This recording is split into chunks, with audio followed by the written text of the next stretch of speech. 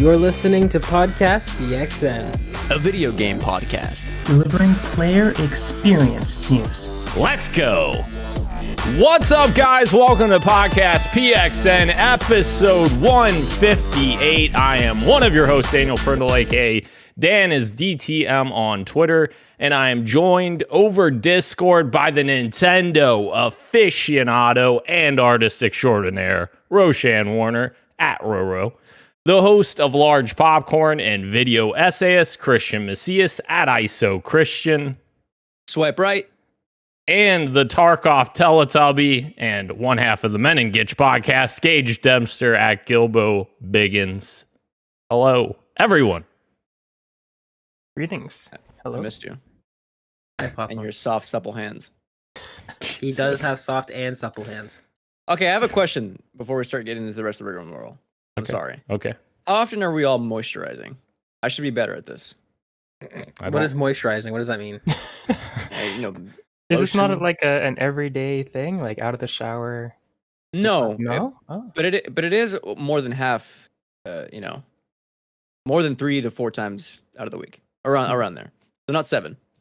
I don't moisturize at all. My skin's oily enough. I also don't moisturize. Wow. I think this Look at is that. The people of color, row on this podcast. we I have moisturize. to. Yeah. I have to, or I'm not going to be a person of color if I don't. Super happy. Wow. Amazing stuff there. Yeah. Thank you to everyone watching us live and participating in the chat. Just as a reminder, we are live each and every Wednesday at 8 p.m. Eastern on YouTube. Just search Podcast PXN and you'll find us there, and twitch.tv/Podcast PXN as well. The topic of the show this week, guys, is our 2022 video game predictions that we are revisiting and scoring. Figure that out a little later in the show. But first, the show always starts with the quick bites, so let's go ahead and jump right in. Guys, our first quick bite here. Splinter Cell's remake will officially be rewritten from the original story, making it more relevant to modern-day audiences. From Ubisoft here, using the first Splinter Cell game as our foundation, we are rewriting and updating the story for a modern-day audience. We want to keep the spirit and themes of the original game while exploring our characters and the world to make them more authentic and believable. So that means the villain will be Russia. Vladimir Putin himself, you got to assassinate him for the final mission. Whoa, be careful there. That's true. We don't want any nukes sent our way. I was just I was kidding. gonna say, I want to have a gas leak at the PXN studios. Come on.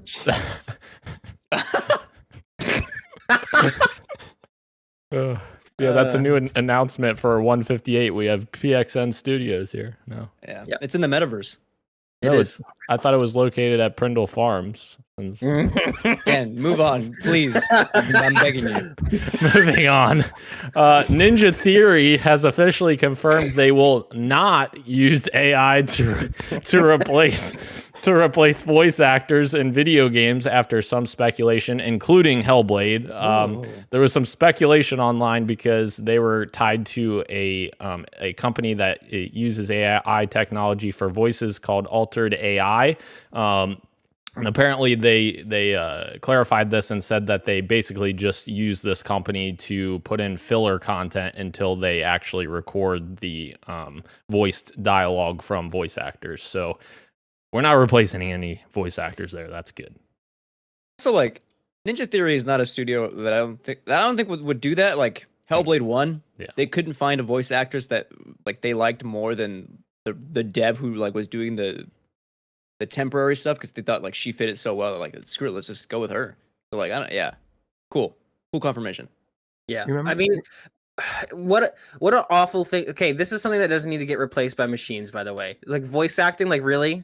Like I know Disney just did something like that with James Earl Jones, where he signed off saying that he's going to allow AI to take over the role of Darth Vader using like archive dialogue. Like just recast. Like really, we have to go that far? Like we can't hire people just to do, I don't know. Between Matt Booty saying that he wants QA to be machines and now the idea of like voice acting, like really we can't just hire humans and employ them, and I don't know. Lame. Didn't Troy Baker support something like this a while ago before backpedaling on it? Yeah. After, yeah, I remember he saying like we should do this, and everyone's like, no, we shouldn't, and he's like, oh, okay, and then he didn't do it. But I remember this was about to be a thing, and then everybody was like what Gage was saying, like just cast people like we've always been doing. Yeah. Yeah, that works pretty well. Let's just keep it going. Moving on from there, guys. I thought this was a cool interview, so I went ahead and put it in here. Max Hoberman, he's the CEO of Certain Affinity, had an interview with VentureBeat about what the future of Certain Affinity is looking like. They talked about what their biggest projects they're working on right now. Of course, one of those is Halo Infinite's mode that they're not talking about. He said they have over 100 people working on that, whatever it is, rumored BR. But I thought it was very interesting. One of the points in this article that he talks about, like, essentially Max Hoberman's talking about how they've carved out a very niche, like, section of the gaming development space where they are one of the only, like, big AAA support studios that is independent. Like, there's not many developers out there that you can point to and say, hey, that developer is a support studio that's third party, like not owned by any of the big publishers or anything. So it's very true, yeah. It's very interesting. And it kind of made me think, like, you know, that might be a good acquisition for Xbox. Phil said he wasn't done with acquisitions because if there's one thing that Xbox needs help with is, you know, stuff like this where you have more support studios that can help your main teams work on the stuff, like, for instance, Halo Infinite in their case. So I thought that was very interesting. So I threw it in here. I mean, in the case of Halo Infinite, why not just get 3 or 4 support studios? Sure. Speaking of Halo Infinite, our next quick bite, the Pit map from Halo 3 is officially returning in Halo Infinite. It's being remade in Forge by 343 using the Forge tools. I thought this was cool, a cool little announcement for the 15th anniversary of Halo 3 that happened on Sunday. There is rumors that there's 2 more maps that are also going to be included, and this is coming out shortly after Forge releases in November. So I'm very interested to see what other 2 Halo 3 maps come out of that. But that's cool because that gives us 3 more maps in addition to the 2 that they already announced for the fall. So hopefully it gives us a little bit more variety in matchmaking. The Pit, otherwise known as the current Halo Infinite player base. Got him! Oh my goodness. Zing! Jesus. Zing zow! I had to get one in there too, since Gage did one. I do think it's really cool that you could make it in the Forge mode, though. That kind of shows how powerful it is, and if they don't make more maps, it's cool that if there's a talented enough player base, they can make their own to bring them back, I guess.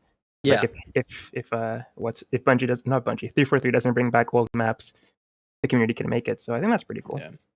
That's definitely and the beta community has too. Right. That's definitely been like the reason that Forge is kind of like the fan base is kind of latched onto this idea that Forge is like the savior for Halo Infinite, because it will allow to sort of have your average player have their Thanos moment where they're like, fine, I'll do it myself. Like that's possible with Forge. You can do stuff like that. So yeah. Also, a quick little thing to throw out there: an ex Infinite dev actually tweeted, just giving a little bit of insight, I guess, which is interesting. You can take from it what you will, but he said that he was looking at, he was responding to a clip of Forge beta gameplay. He said that the Forge tools are better tools than that they had to actually make the maps. So I think that just kind of goes to show how maybe broken Slipspace Engine was when they were developing Infinite, but that's neither here nor there. I did see that comment, it's very interesting because in 343's last community post or community video they did, Michael Shore, who's the lead for Forge on Halo Infinite, he even said that he said something a little bit different where he was like, yeah, we pulled a lot of the tools from Slipspace into Forge. So like things that you couldn't do in Forge in the past, you can now do because they're taking tools like development tools and putting them in Forge, like scaling objects and stuff like that. So it is kind of interesting that he's saying that it's better, tool sets in Forge than the actual development tool set. Yeah. But moving on from Halo here. Harvey Smith, guys, from Arkane, has officially revealed that there was a trio of pitched games that didn't get made, including Thief 4, a Blade Runner game, and a game based on the film Heat. Oh my god! What? Yeah. So, Christian, what are your thoughts? What you're freaking out there? I mean, I don't know if I'm quite freaking out. 'Cause I don't know how well they would turn out. I also don't like Arcane stories very much, so this is kind of a whatever. Grain of salt with anything related to Blade Runner, with anything related to like any kind of adaptations going to video games from other kind of stories. But like, if it came out cool, that would have been awesome. I would have been. I don't know. Like Heat inspired like more Grand Theft Auto based kind of like missions. I don't know how that would work as like a what kind of like a sim game. Right. It'd be interesting. I don't know. That's crazy though. A Blade Runner game. I'd be more into that than Heat, I think. I think it's cool that they're experimenting with these ideas. Like I like that. That's like even though like I agree with you, Christian, like I'm not sure that Arcane and Heat matches up even at all. Like that sounds like an awful combination, like peanut butter and I don't know, tuna. But like that's cool. Like I like the idea of studios having that sort of like idea or that sort of free space to kind of come up with these ideas and think like, you know what I mean? Because we're in the age of, I mean, it's been said, we're in the age of remakes and sequels, right? So, I mean, yeah, it's kind of cool. Blade Runner game, I feel like probably would make more sense for them, but it's interesting that they're even toying around with the idea of making a Heat game. I don't know what that would even look like as a sim, but I right. Like what, you pick up stacks of money and throw them at people? Like what's the yeah. Take my money. Blade Runner would get more of the freedom of like, you know, sci-fi tech to do things with. That would be more in line with what Arcane is kind if of. Arcane made 2001: A Space Odyssey, that'd be nuts.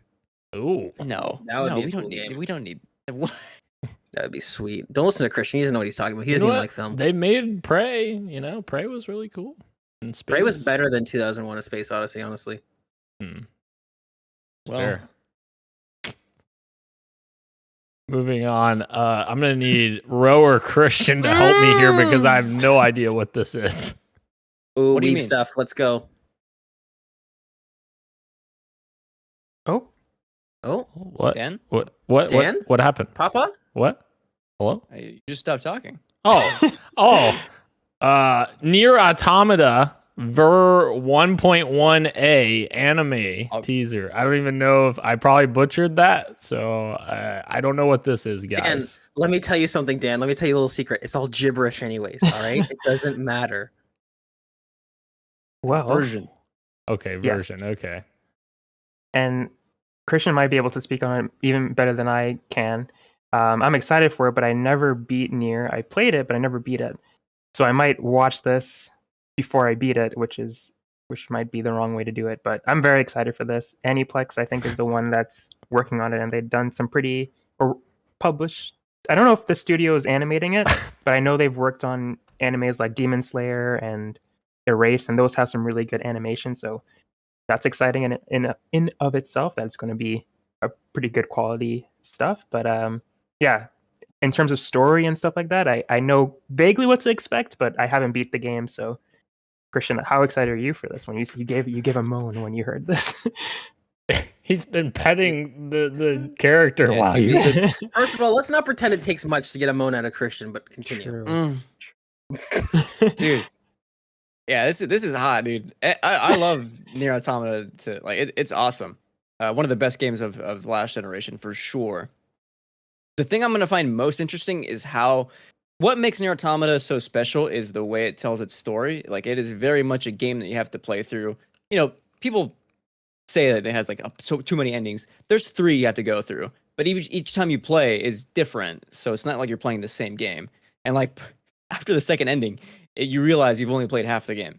Like it shifts completely, and that's part of what makes again Nier so special. I don't know how you do that in an anime format. And if you watch the teaser, like it stops and then it loads and it's going into not 2B's perspective, but 9S. So I guess the way they have to tell it is going to be what is most exciting for me. I don't know. Aniplex though, like I trust that studio to do it, so it's gonna be dope. And it also looks like they're remaking cutscenes like straight from the game into anime format. So Yeah, yeah, I'm all about it. like a boss battle from the game, an early boss battle that I recognized that they were pulling from in the trailer of this. So I thought it was like that's shot kind of exactly how it is in the game. So that's pretty cool. Also, one of the opening cutscenes where 2B lands and they get the True, thing of her yeah. sword. Yeah. God, you know, there's a trophy in this game to Yeah. upskirt 2B. Yep, I got that one. Wow, not even I got that one. You're not I going don't for the believe platinum? that for a second. I promise you, I don't have it. You can look at my trophy list; it's public. Somebody pull the logs. You just refuse not to? Dan, look it up right now. Pull it up on the other monitor. All right, I'll go back to the normal now. Sadly, Yeah, I apologize for laughing while you were talking, Ro. It's his fault for touching her boob while you were talking. I was petting her head. The boob was an Oh. accident. Oh, Yeah, yeah. yeah. Sure. Yeah. Sure it was. Yeah, it was an accident. I'm okay. Can I be real for a second before we move on? Sure. I legit am down bad for 2B. Like, Yeah, there's only a handful of fake people I'm down bad for. Okay, there's more than a handful, but yeah. 2B's one of them. Obviously, Obviously. her thighs, dude. Dan, move on. Christian, we could have a whole episode dedicated to the women that you're down for. Oh. Like it's, I promise you, the list is not that long. Or Christian, sorry. You know what else Christian's down for? E3 2023 dates have been revealed. Who's gonna be there, guys? We don't know. Who's gonna be Yeah, there? I don't know. It all depends on. I mean, are the companies themselves going to be there? Are they going Right. to pay to Yeah. do a show there? Yeah, that's Like the it- big question. Good on them for announcing that they'll be back, but if nobody else is there at their convention, it doesn't really matter. It'll just be a bunch of sweaty people looking at each other, and Yeah. that's it. Yeah. So We'll see. I hope it comes back. I hope it's successful, but I do After too. after the For real. past few years, I don't know if they can come back. And I with don't Jeff, think so. Jeff was like just also saying like we're still doing Summer Games Fest. This is Mm. going to be a thing that we're going to keep doing. Right. And yeah, I hope they. I mean, competition is good, but at the same time, it's going to be hard to keep up with everything. I just like, Dude. I miss E3 just being a Yes. weekend and just Yes. everything's there. It's so good. Because everything was there. So the worst part about Summer Game Fest is that it's spread out over 3 months. Mm. Yeah. There's so many conferences to keep up with. Yeah, I think I mean because it was like it's this has been used plenty of times, but it was like nerd football, right? Like you get your buddies over, you throw the stream on, you watch it. I honestly think looking back at it, I think PlayStation pulling out of E3 was probably the beginning of the end because Mhm. like between PlayStation and Microsoft, those are probably the biggest draws for E3, right? So you already have one of them gone. EA decided to leave ship as well. I like I said, like I agree with you completely, Ro. I would love for this to come back and for us to get all of our news in one weekend again. I much prefer that, but man, like I don't see this working out too well for E3. That'll be an interesting thing to watch to see if Xbox comes back because Phil Right. in the past has been very, supportive of them. But if they don't come back, then I don't see it being very. It's going to be what Big. Ubisoft? Tune into E3 to watch Ubisoft. Yep, maybe not even them Oh, because I'm they good. have their forwards now. So Right. I don't know. June 13th through 16th. Go enjoy that. Can't wait. Can't Maybe. wait. Mark your calendars. Wait. All right. So the next. That sounded like Dan. Anyway, sorry. Go ahead. Just go ahead. The next story is exclusively for Gage and Roshan, apparently. The Fucking go. The Last of Us HBO trailer has hit, and it looks fantastical. It looks really good. Can I start? Sure. Okay.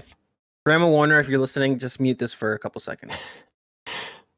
I have never been erect so hard in my life. God.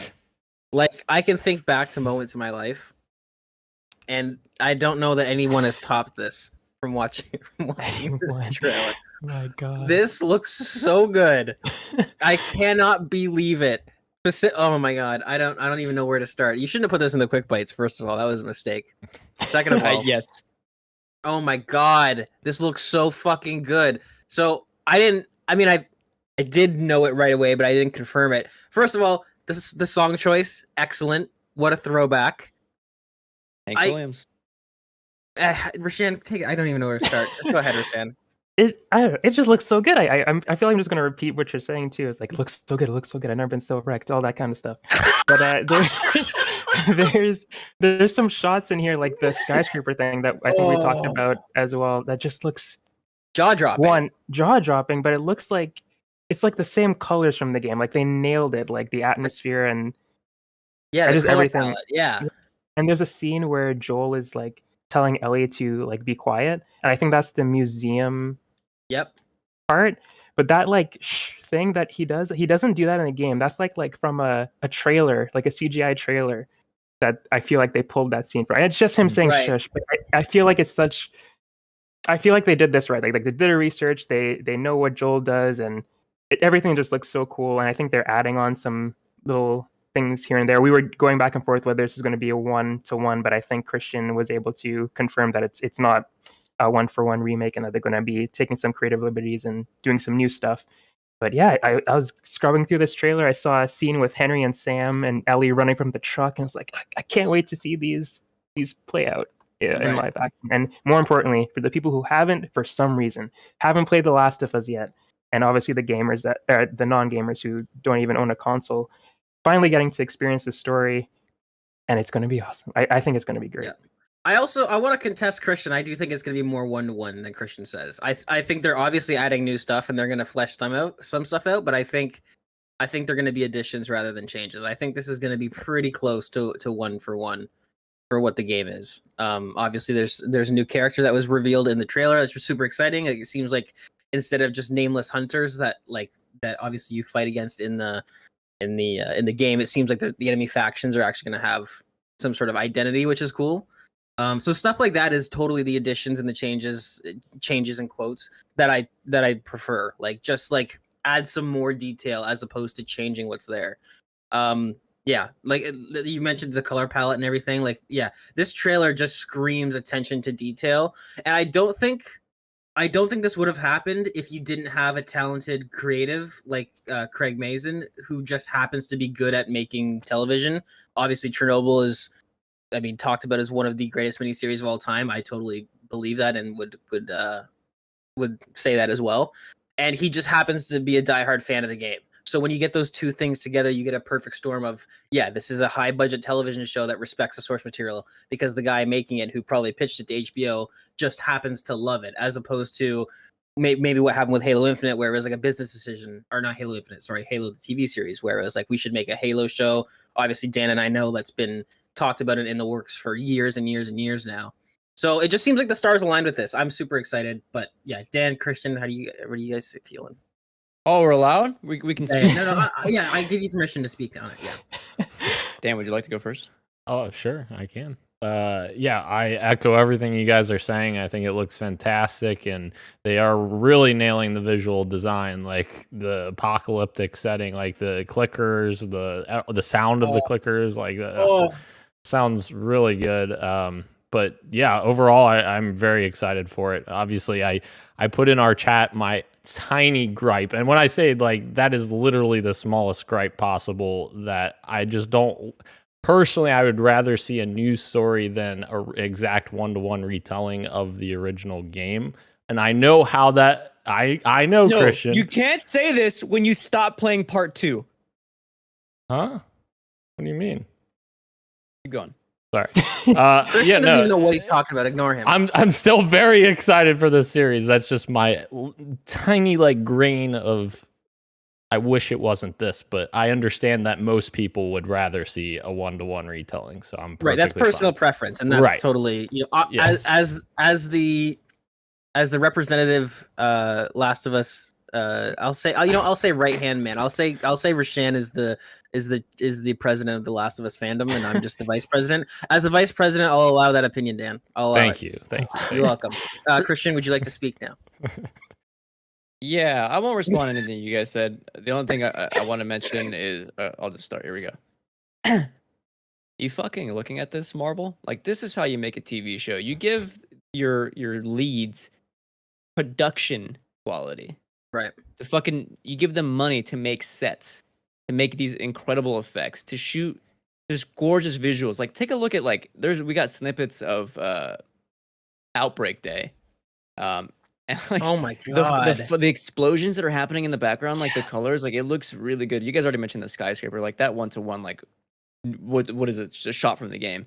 Like this show looks good, like tactically from like the camera perspective, and that is what really excites me. Like they built locations for them to act in, and it's paying off already from a minute and 30 seconds of what we've seen from footage. Like Yeah. it's gonna be a great show, and everyone has been praising it. Everyone who's like worked slightly on it has been saying like this is gonna be something really special. And honestly, now I believe it. I'm super excited. Yeah, I had an inkling to this because I mean this was filmed in Rashan and I in our home country in Alberta, and like I was following a lot of the behind the scenes like pictures and just like multiple city blocks completely dressed to the nines in their like like you said, Christian, they are sparing no expense, and this is what Disney doesn't understand is that I truly think if you were to make one really excellent show and put everything you have into it financially, creatively, that's going to do more for your brand, for your network than just shitting out a bunch of like okay shows. Like this is going to, I mean, it's HBO. This is going to be a huge event. And I think, oh man, I can't wait. This adaptation could not have landed at a better network. I'm so fucking thankful that HBO was the one who got this. Dan and I have talked about this at length about how I wish in an alternate universe HBO had gotten The Walking Dead because I think that would have been amazing. But like, this is the next best thing. Actually, this is probably better than The Walking Dead in my opinion. I just like the story more. Netflix's The Last of Us would have been a very different. Oh my sure. god, I would have hated it, dude. I would have hated it. Oh my god. I just wanted to say one thing about what Christian was saying about Outbreak Day and stuff, and just kind of tying it back to the video game with like The Last of Us Part 1 being a thing and remaking that, and then seeing the facial reactions and the environment being upgraded and scenes being able to hit harder because of the upgrade. I feel like this is going to do something similar as well for certain scenes, like the Outbreak Day thing, where maybe it won't hit harder, but I think it might have the chance to just strike a chord in a different way. Especially, I was watching the trailer back, and there was like when the gas station explodes in the first game.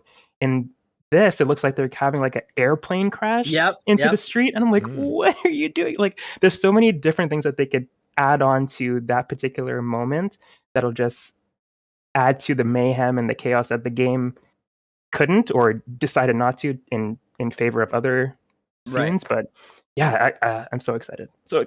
This is why I have no problem with a 1-to-1 adaptation, because even if it's still 1-to-1, you're still seeing how they decide to do it, because it's not a video game where you have the freedom to look anywhere at any given time. You're watching a show where the director, the cinematographer is painting a picture for you. And like that, what you just said, Rashan, like the airplane coming down, that's something that like they could have thrown that in the game, but like maybe only one of every 3 people would see it the first time. You know what I mean? Whereas in the show, it's like they can have these elaborate set pieces and just have them full center. Like that was the one thing that took my breath away. And also I feel like we can't move on without mentioning the prosthetics for that brief second that we see the clicker. Oh my god. Looks really good. It looks insane.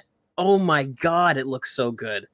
Like I stopped it and like I was watching it on 4K and I kind of zoomed in on my phone and all that stuff. Like you can see the fuzz from the fungus on like it's just nuts. It's absolutely nuts. Oh my god, I can't wait. I'm sorry. I have a few more things to say as well. Yes.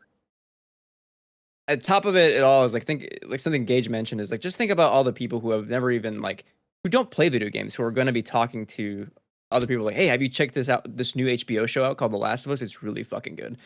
Like that is going to be really exciting to get like new fans on board like of the story of The Last of Us. I think that's awesome. Also including Left Behind stuff like with Riley in the actual storytelling, I think is fantastic. And the last thing I want to mention that I've mentioned in our private chat as well is I hope in some capacity Gustavo Santaollala's music makes some kind of appearance. Like, it doesn't have to be scored all of it, but I would like maybe even a little like snippet of the theme here played here and there. Like I think for me, Gustavo is part of what makes The Last of Us so sublime, so S tier. And to not have it entirely would be a little bit of a miss for me. But like, I would just love it if something was there from him. I feel confident in saying HBO has this thing where they really respect theme songs. Like Dan and I are watching House of the Dragon. It uses the same theme song, which is very recognizable from Game of Thrones, even though it's a completely different, like it's a prequel series. and that was kind of surprising to me that they used the exact same music for the opening. So I feel pretty confident. I would bet my life savings that Gustavo's music will be the theme song, the intro. Oh, I really don't see it That going is any so other way. cool. I see the black, like the black background with the white names popping up, similar to the actual credits in the game where it's like the fungus growing and all that stuff. Like Right. I think that there's no way his music isn't the theme song, like the opening theme. Oh, he's title so credits. cool. Oh There's my no way God. it's not, in my opinion. I'm sorry, but because it's Dun, dun, dun, dun, yep. dun, Yep. and then the show starts. That'll be so sick. Oh my God. Yep. Also, love that. shout out to Storm Reed, amazing casting for Riley. This show, Yeah. like, my God, it's gonna be so good. I can't. I wait. think I'm a wreck now. Yeah. No, that's what I was saying. You know, That's what I was saying. I couldn't smell anything because there was the blood flow in my body was so Oh my out of God. whack for the first time that I watched this trailer. I lost my sense of smell. That's how erect I was. You know, Christian, you said something that I found interesting that I didn't even think about that totally makes a lot more sense to me now. Where someone like who's watching this series could like have a conversation with someone who's played the games, and like both of them could like interact and be excited about the same thing because of it being closer to one to one.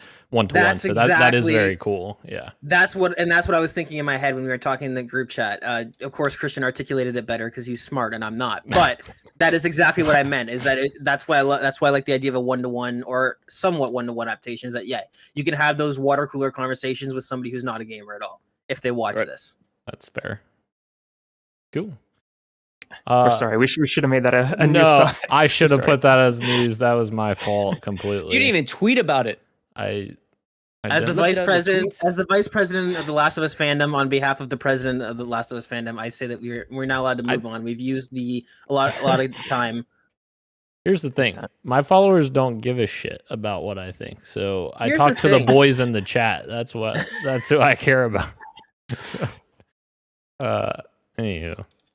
Moving on to our quick bites here.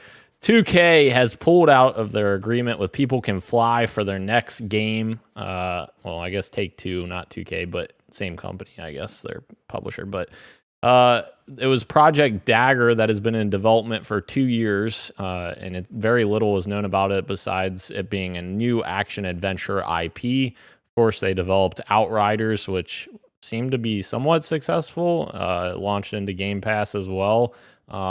It does suck, I guess, for People Can Fly. Hopefully, maybe they can pitch it to a different publisher and someone will pick it up. But yeah.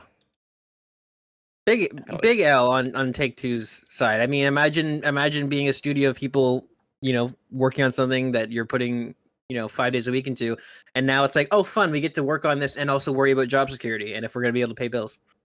Lame, really lame. And you know what? As much as Outriders wasn't for everyone, and I definitely think it's a very imperfect game. Like if I were to do review scores, I would probably put it in the 6.5 range. There was something there. Like People Can Fly is a very talented studio. Lame. Big L. Take-Two. Yeah, I hope somebody else is able to pick it up.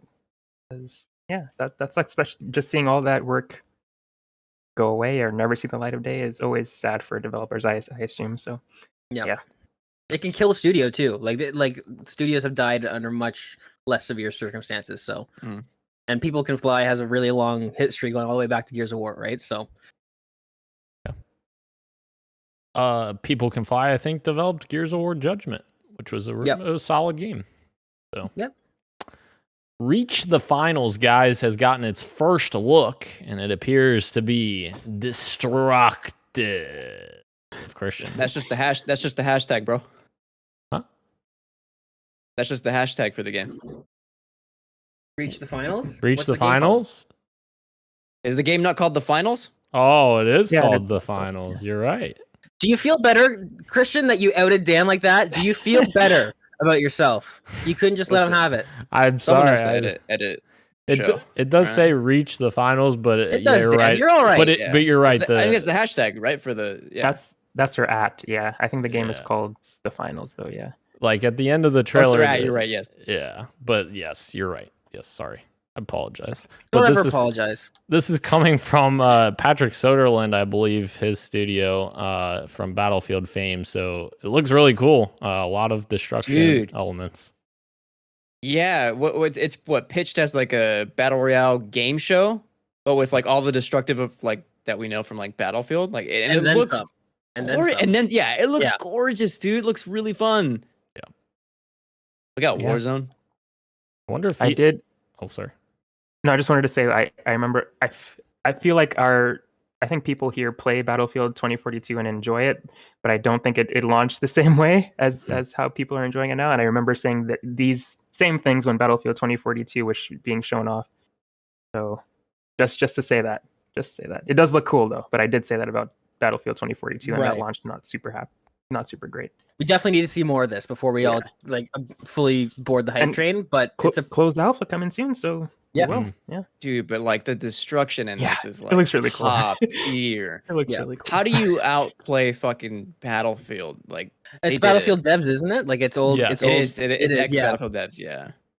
See, this is the problem with these big franchises. I mean, Halo Infinite righted the ship in terms of gameplay, but like say Halo 4 and 5 and Battlefield 2042 and all that stuff, it's like the franchises that actually have the longevity, whenever they decide to like veer off to the left or the right, there's always like you always have those veterans of that place that will like just come in and fill that void where it's like, all right, if you don't want to do this, if you don't want to do the thing that you're known for, we'll do it. And this totally looks like that. Like, yeah, this looks amazing. And yes, the closed alpha is coming soon tomorrow. So be cool. Moving on from there. I don't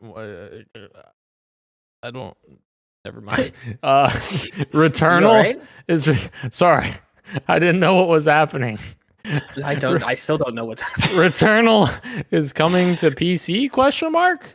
Apparently someone leaked the Returnal PC options menu, and it's showing off options such as ray trace shadows and reflections and DLSS. So get excited, Christian. Cool. You'll love it. Who wrote no, please no underneath there, or is that for the next item? Yeah, that's the next item. I'm glad okay. I'm glad you asked, Christian. Are you ready to move on? Play Returnal. That's it. Okay. No. Yes, we're going into our next segment that's called No, please no. Sorry. I Come on, read it out, Dan. Read out the actual headlines. Go. Yeah, Game Informer is getting some NFTs, and the thing that I found interesting is this wasn't tweeted from the Game Informer Twitter account. It was tweeted from the GameStop Twitter account. So clearly, the people at GI may not really be backing this. Like, come on, GameStop. No, and they were outspoken. They were all quote tweeted saying, "Stop this shit." Yes. So, oh God, why? Stop using our logo, even though they're owned by them. But yeah. Right. Lame, and nobody likes NFTs. Well, if you don't like NFTs, Gage, then you ain't gonna like this next story, which is Brendan Green, the creator of PUBG, is making a metaverse-based game on NFTs and the blockchain. Why? All right. Of Let's all go.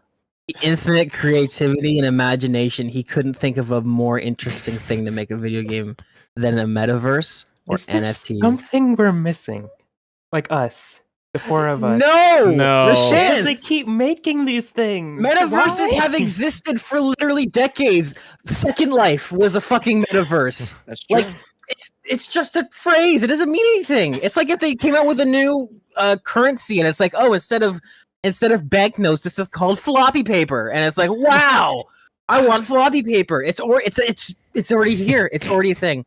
There's nothing new about this at all. It makes me want to spit. I also Stan's gonna give him $50. I want to point it. Well, no.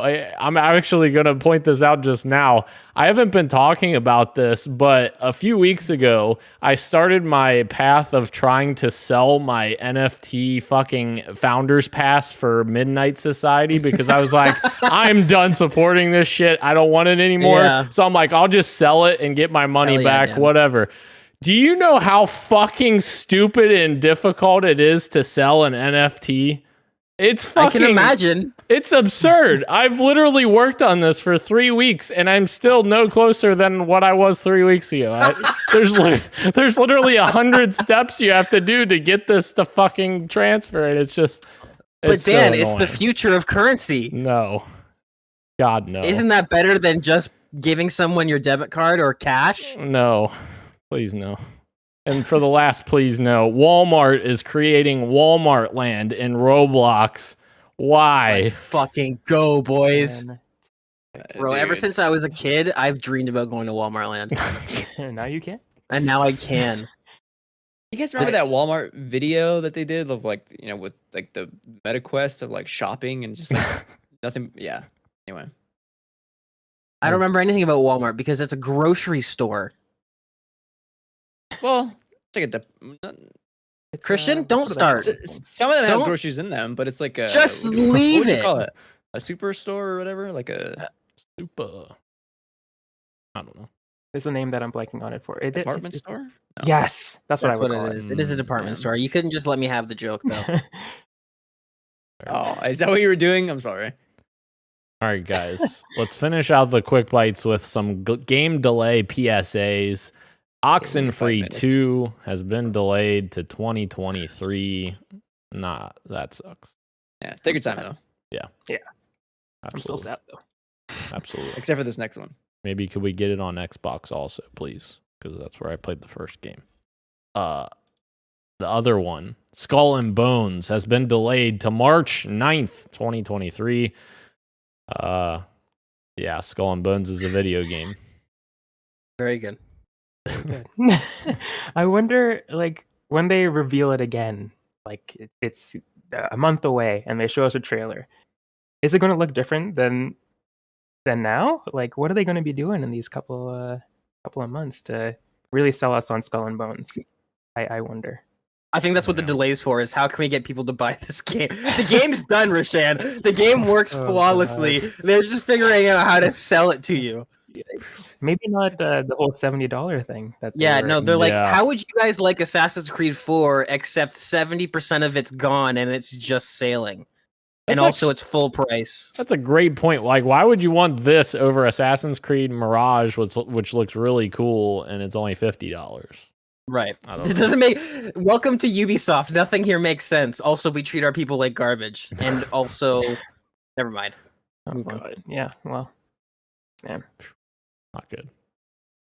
All right, into the street meat, guys, where we run over some dead animals. I don't know. Well, They're already dead, so it's fine. They're they're already already dead. dead. Yeah, it's So just street run meat. them over again. What's know? the harm? You're It's not right- gonna kill it. It's already dead, Christian. right. Duh. Roadkill street meat. I'm Uh, gonna change this name to Scuttlebutt Lane. Oh, Hell yeah. wow. Okay. Just kidding. Reportedly, guys, the guy who hacked Rockstar and Uber as well, ironically, boy, you mean- yes, was arrested by London police, and yes, it appears he is a 17-year-old. So yeah, that 17-year-old quite possibly just ruined at least quite a bit of the next few years of his life. Oh, it's a hack, isn't it? Oh my goodness. Oh, that's so stupid. Why am my brain so dumb? Please welcome our new British correspondent, Christiana. Hello. I don't Who? know. I was trying to come up with a British name with your name, and that's And the you just best I made it got. sound more Spanish by saying Cristiano. Christiana. I was trying to come. I don't know. I'm female. You said that like you've just realized this. That was an awakening. Lord have mercy. We have fun here. Apologies. Rockstar doesn't have fun though. So yeah. They're gonna um, make an example out of this dude. Yeah, no, yeah. Boy Rain Man just hacked like what is probably one of the most secure tech infrastructures Oh, that surely has to be out there. And he just did it on on a Sunday, and then tried to Batman villain bargain with them by posting saying he's open to negotiate.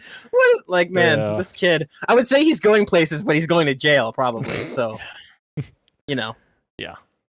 Can he be sent to jail as a 17-year-old? Yeah, probably. Yeah. Probably try him as an adult. Yeah. I was gonna say like they probably under normal circumstances no, but you gotta think that like if they don't do something with this kid, it's going to set a precedent that if you have tech know-how and you're under the age of 18, you can just get away with anything. You know what I mean? Like they're going to have to do something with this kid. Well, and apparently he's been arrested before, according to that article as well. So yeah, it's over for this guy, man. Yep.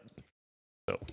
Also on the back of that, I also want to throw this in here from Insider Gaming IG on Twitter.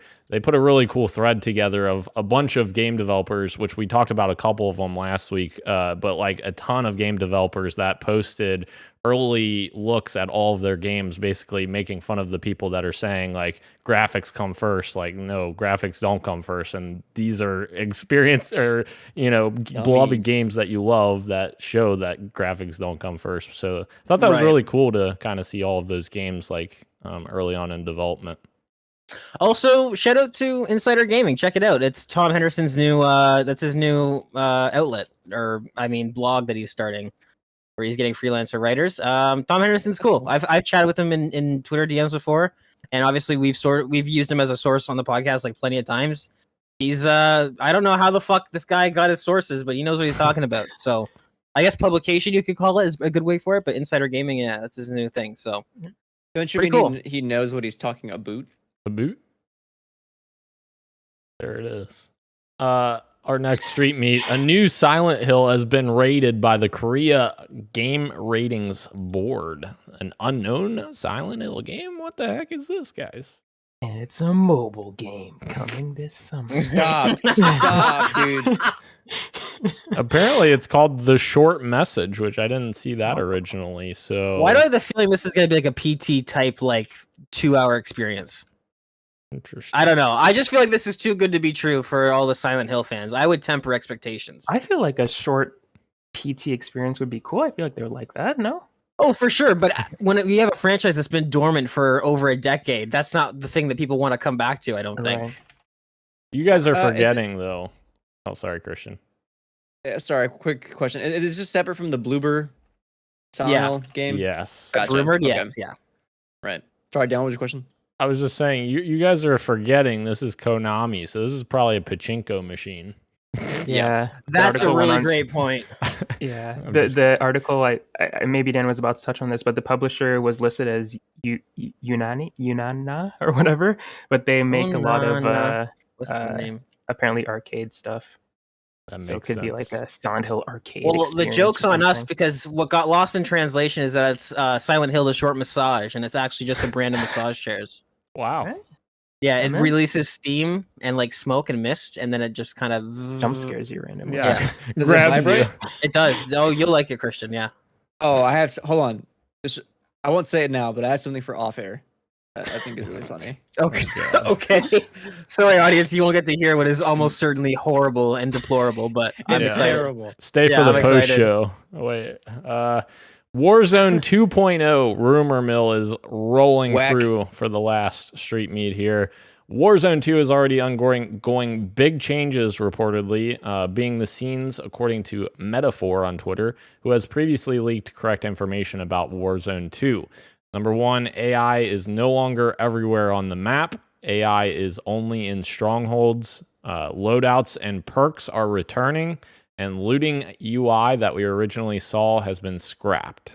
Now, if this is all true, I am very confused as to why, and I don't know if previous Call of Duty Battle Royales had this because I didn't play them a ton, but why would you have loadouts in a Battle Royale game? I don't. They did have it in the first one, and it ruined it. It absolutely ruined it because you can just call it in, and now you've got your meta M4 build that just dominates everyone. Yeah, it's stupid. Yeah, it's dumb.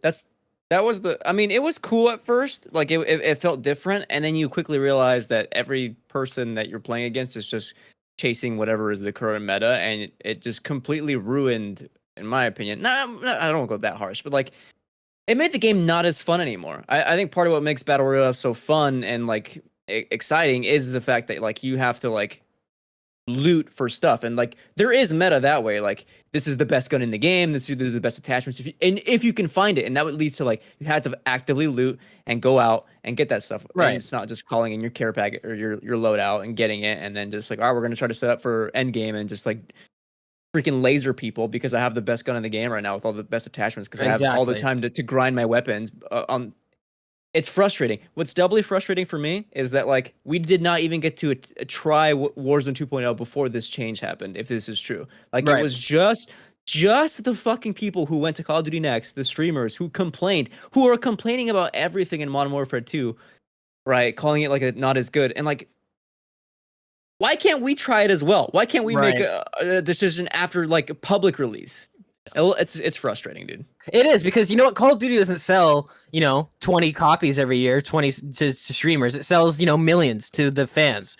And the rumor, like, so Tom Henderson had spilled the beans on what originally Warzone 2.0 was going to be, and now obviously it seems like they're reverting these changes. But like this, first of all, AI all over the map, that kind of sounds cool to me, especially in a battle royale, because like we were playing the beta, and I mean, spoilers for what you got for me, slight spoilers, but like it kind of it allows it to feel a bit more casual, because you have that sort of like those feeder enemies in between the big battles when you run into people. So I feel like that would have been interesting in a battle royale. And then also in terms of loadouts, originally loadouts were still going to be back, but the only way you could get them was going to these strongholds, and you'd have to fight these like really high level armored enemies that would be like really difficult and really challenging. So you'd have to go to these strongholds to fight them, to kill them all, and then you'd be rewarded by getting a loadout. But now it seems like they're just bringing back loadouts, and it's like Christian said, like, cool, I'm glad that none of us got to experience that, and you've all just decided based on 20 people who are gonna shit on your game 4 weeks after it's out. Anyways, so what's Dude, like, what is the difference between Warzone 1 and Warzone 2 now, aside from like a map and some small changes? Like, that is super disappointing. And that's like, I don't think that's gonna be good for like the longevity of Warzone. This is gonna be like a 2-year game, dude. Like, so explain to me, what's the point of the AI on the map then? Because like Halo 5 and Warzone had AI on the map, but like when you killed the AI, it contributed to your score to finish, like to win the match. So like, how does that work for Warzone? So AI wasn't in Warzone 1, so it's hard to tell. Like, we have no idea, right? But now that's being scaled back. So whatever. I wish I knew. Maybe it would have been like if there's like a scrap mechanic for crafting, or if there's like who knows? We have no idea. But whatever it was going to be, it seems like it's being scaled back now. Like I said, strongholds is going to be a thing. So there's going to be like points of interest around the map where there's high level AI, like that maybe take more bullets to kill, that are a bit bullet spongy, that would reward you with certain things like your loadout. Like, oh, cool, I get to go to this place. It's going to be a high traffic area. It's going to be really tough to kill these AI, and my reward is my loadout. Whereas now that's just kind of been like, seems like, no, you just get your loadout if you get a loadout drop or something like that. So, gotcha. Yeah, big bummers. Yep. Big L, but it's Activision. We can only expect so much. Moving in to our PXN news of the week, guys. Xbox has launched Project Amplify in order to support Black youth and interested in gaming industry careers. So I'm reading from Xbox Wire, or news.xbox.com. It used to be called Xbox. Oh, it is Xbox Wire. Sorry. So they've wrote here, gaming is a leading form of entertainment, but to date, only 2% of professionals in the video game industry are Black, compared to 13% of the US population. In partnership with members of the Black communities at Xbox, Xbox is looking to up-level that statistic. That's a terrible like pun or whatever they're doing there with the up-level. That statistic, and close this gap by promoting pipelines for Black people and youth across the gaming industry.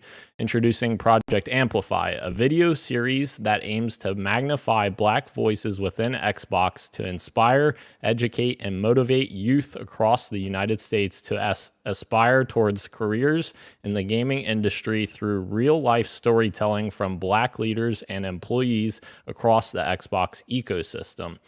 Project Amplify features 14 Black employees from Xbox as they share advice, insights into their current roles, and highlights from their time within the gaming industry. This video series is meant to educate youth on the diversity of roles within the gaming industry while highlighting some of the Black people who are working in those roles daily.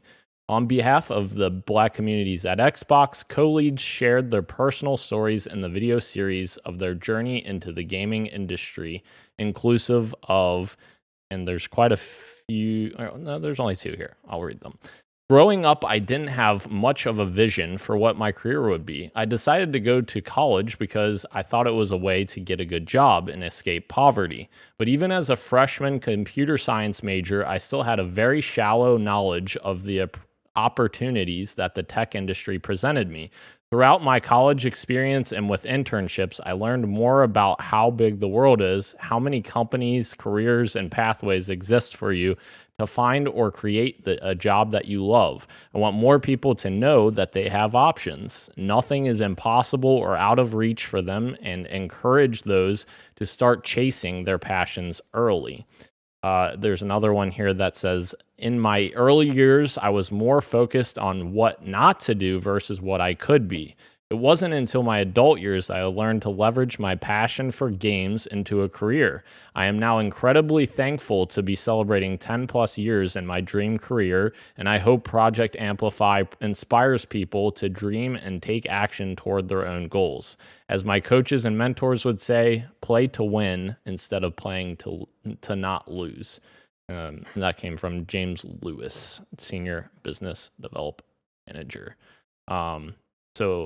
And also to launch this initiative, Xbox is partnering with the 2022 Revolt Summit and AT&T for a 2-day event to reach students and gaming enthusiasts through on-site industry panels and networking opportunities with members of the Black communities at Xbox. And there's a bunch of resources here.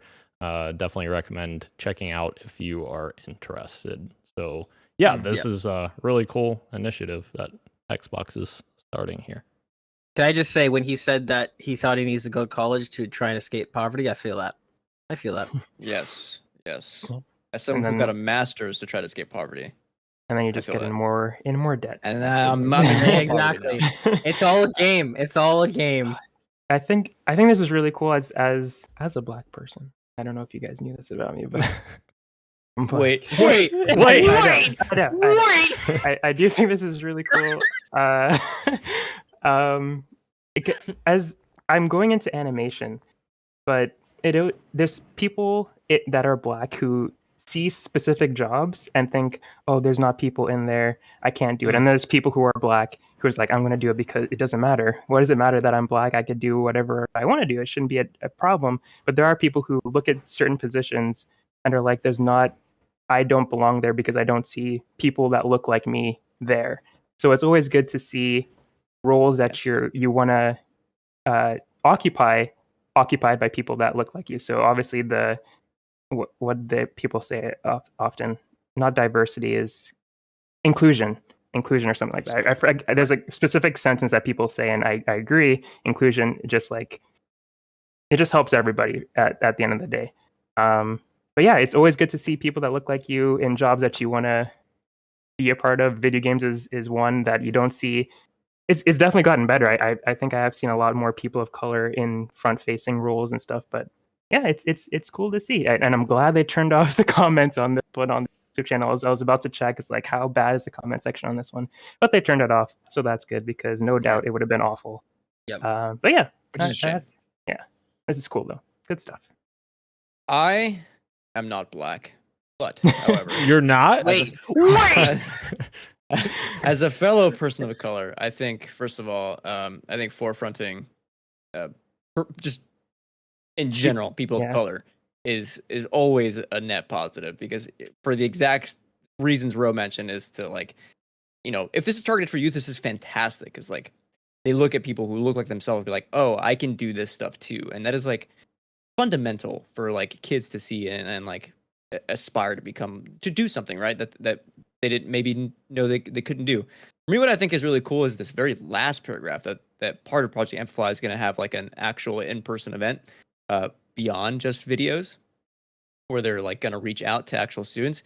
And I think what would be doubly awesome is that if Project Amplify continued to evolve into some kind of like, maybe like internship, I mean, maybe if that's too much, like some kind of mentorship program, or like even just like a week-long kind of camp where they, you know, young kids can get their hands and see what like day-to-day life and see what the industry kind of looks like. I think that would be awesome.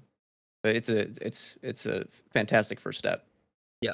And it's crazy, like you're saying, like Ro, you're obviously you want to see people that are like you in your space. Like you want to, you don't want to feel ostracized immediately starting a job or whatever. And like I think it's very poignant that like the first black person that I can even think of in the video game space, like the first one that comes to my mind is Sarah Bond at Xbox, and she hasn't even been in that role for very long. So like it's crazy to me that, we don't have more people that are climbing the ladder as quickly as like white people are, for instance. So it definitely is an issue that we aren't seeing that enough. Like we need to see more of that kind of stuff. Yeah, for sure. And I don't know how people might feel about it, but just like across the board too, like I feel like everybody, like what about Hispanic people? What about Asian people? What about Native American people? Yeah. Like all those people should be able to be in the spotlight as well and have those same opportunities afforded to them as other demographics are. So yeah, I hope this. I'm not saying that Black people don't deserve this. I'm just saying that I hope these opportunities are spread around as well to other minorities and people of color, because they deserve it just as much as these Black people do. So yeah, I hope this continues in other spaces as well. Right. It can only grow from here, right? So yeah. Sorry, I was choking on my Bless you. water. Oh no. No, I was choking on my water right Went through the air pipe. Yes. Yeah. Brenty says, "What's So up, will I. fellas?" And he says, "Right on, Roshan. Thank you, Brenty." Apologies. Yes.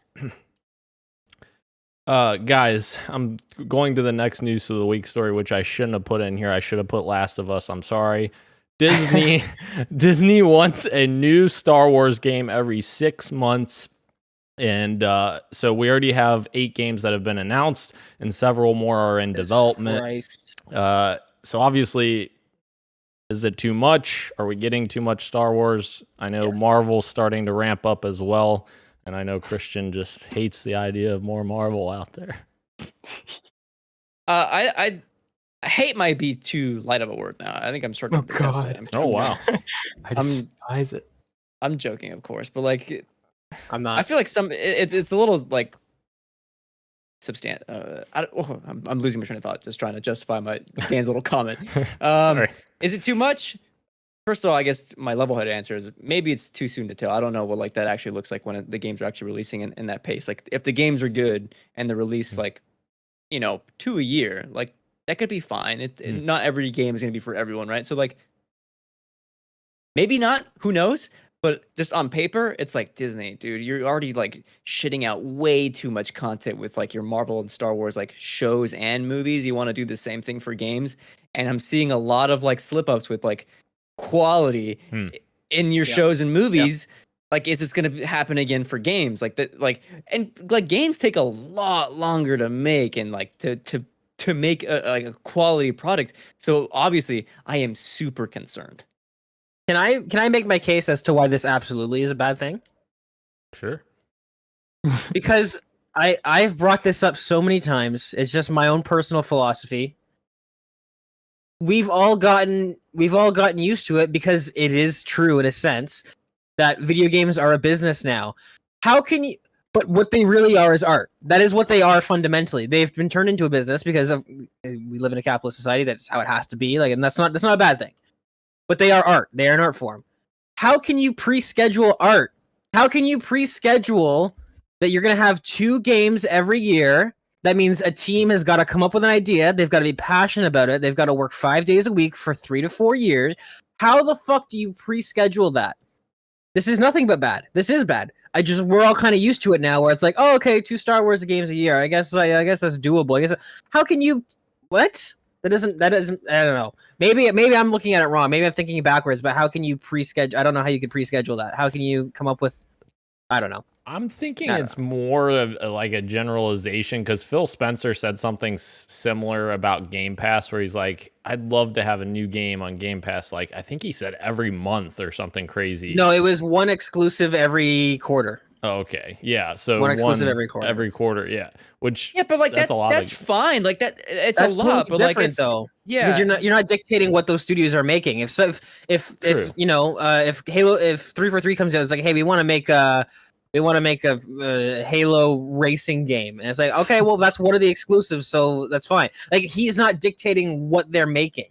Whereas Disney is saying, like, come hell or high water. Well, they're not saying that exactly, but I mean, they're Disney, so they probably are behind the scenes. Come hell or high water, we want 2 Star Wars games. What's that? You don't want to make a Star Wars game? Too fucking bad. Get back in the mines and start chipping away. Now, to be fair, they are licensing it. They aren't, they don't own development studios. True, but it will trickle down because then you'll have companies that want that license. They want to get that contract. Right. So they'll be like, all right, guess what you're doing, Motive? Guess what you're doing today? Yeah. Wake up, rise and shine.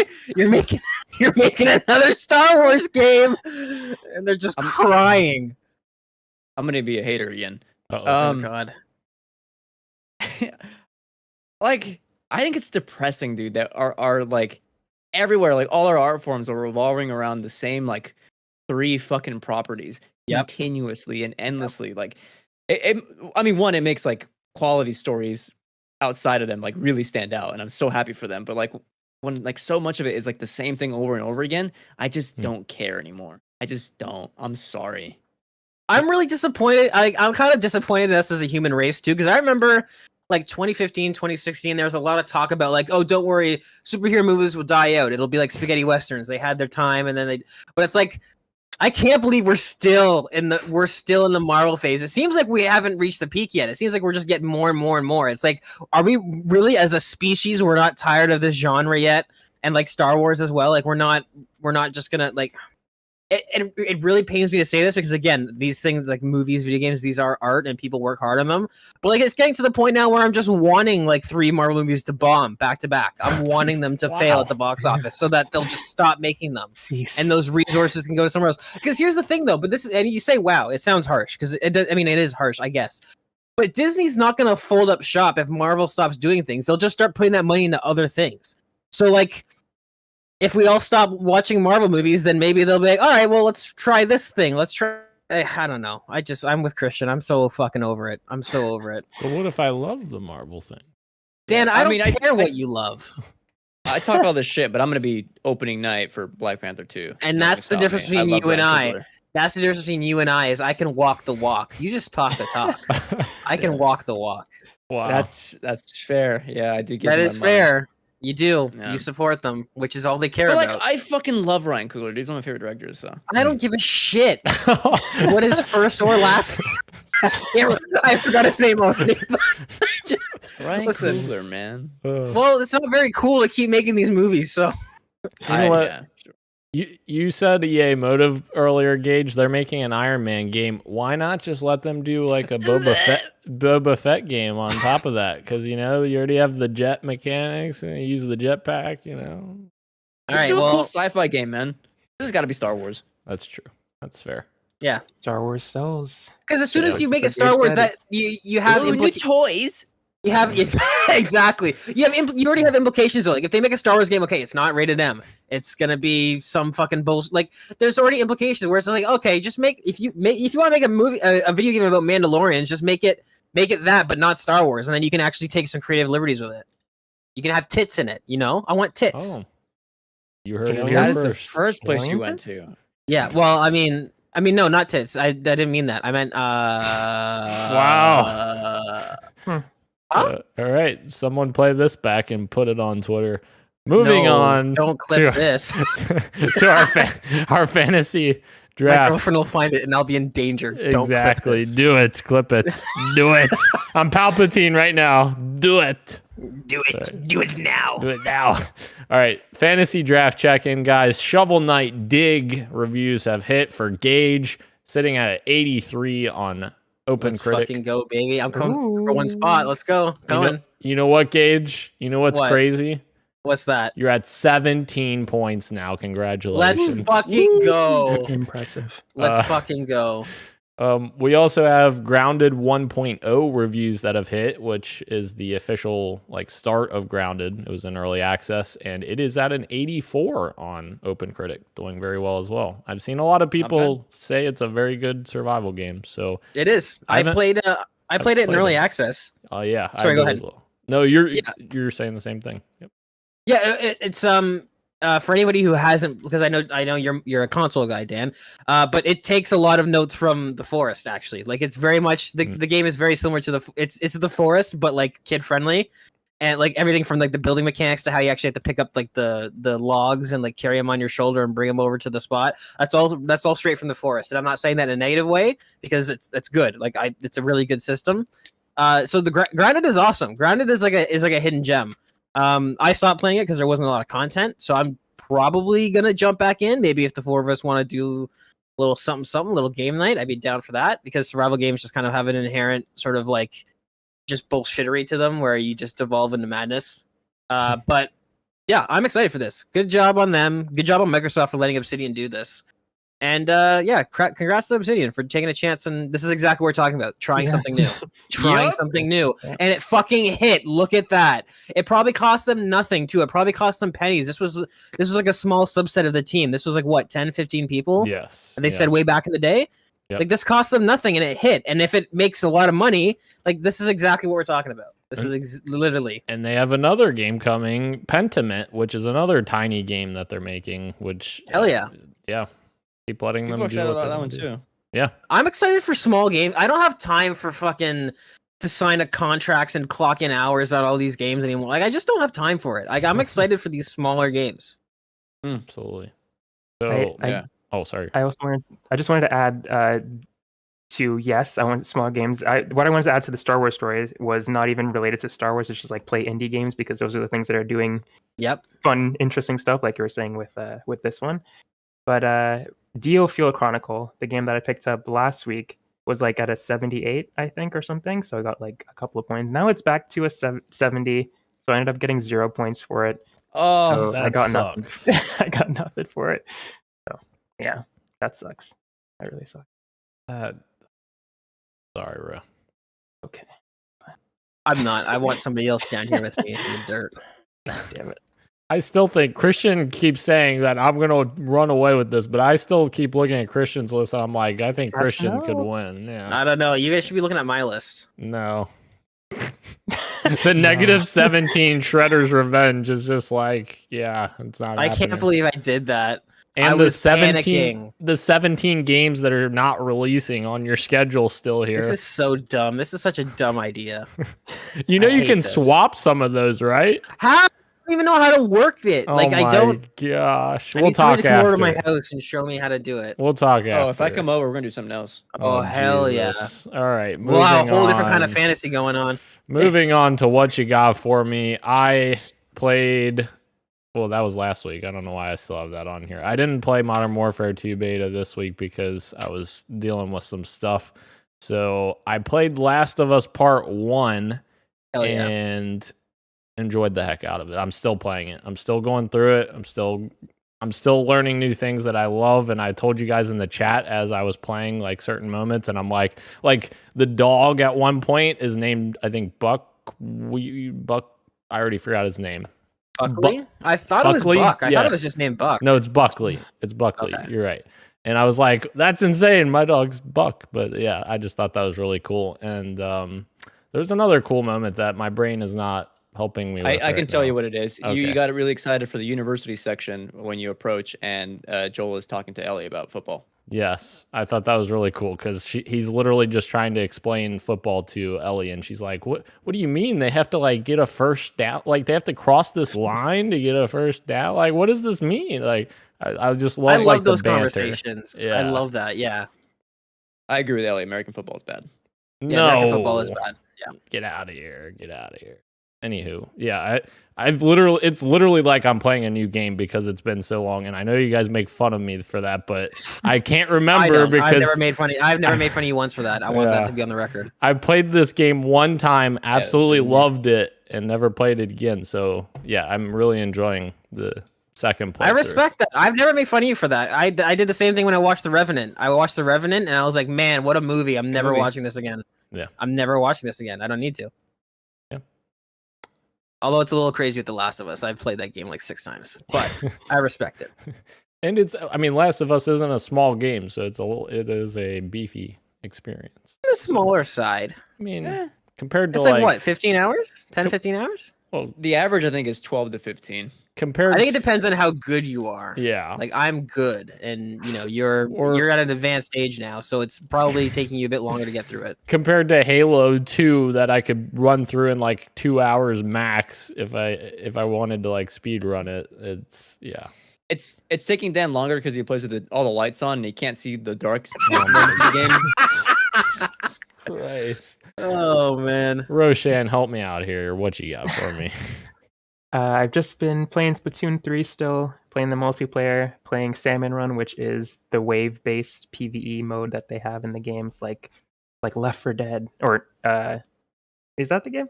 Yeah, Left 4 Dead. It's like Left 4 Dead, but with squid kids and fish and boss salmons that are really big, and you shoot them, and then you get their eggs, and then you put the eggs in a basket, and then you. It's fun. It's actually really fun.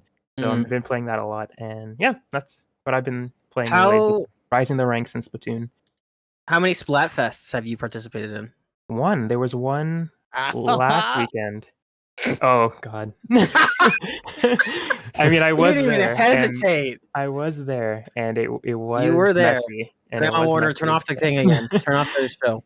Oh my God. I forgot to mention that though. There was a Splatfest last weekend, and my team won. So it was. What was it team for? Gear. It was for what would you bring to a deserted island, and it was team gear. Would you bring gear? Would you bring grub, food? Would you bring fun, or like fun stuff to do on a beach? And I chose team gear, and because it's the right answer, and team gear won. Nice. Wow. Congrats. This doesn't even sound like a real game. This does not sound like a real game. Squids and eggs and trivia. It's a Nintendo game. Going on? It's a Nintendo game. Yeah. I guess that you know what, that actually kind of explained it immediately. That kind of almost exactly explained everything I needed to know. Glenn's in the chat. American football or hand egg? It's American football, Glenn. Come on. Hand egg. Christian, what you got for me? Because I'm not sure. Yeah, I got you. I did play more of the Modern Warfare 2 beta. Actually, a lot of it. I checked my time Hell before yeah. the beta ended, and I clocked 23 hours over both weekends, and I really enjoyed that beta, man. Playing with Gage for a little bit was fun. Playing with Dan was fun, and then just running sweat lobbies every night, playing Prisoner Rescue. That game feels really fantastic to play. There's obviously small changes that probably need to occur before launch. I mean, they most definitely need to occur before launch. And I won't talk about them now, but like, I think they set up for a solid game, and I'm really excited to see what full launch is going to look like, especially with like Warzone 2 that we talked about.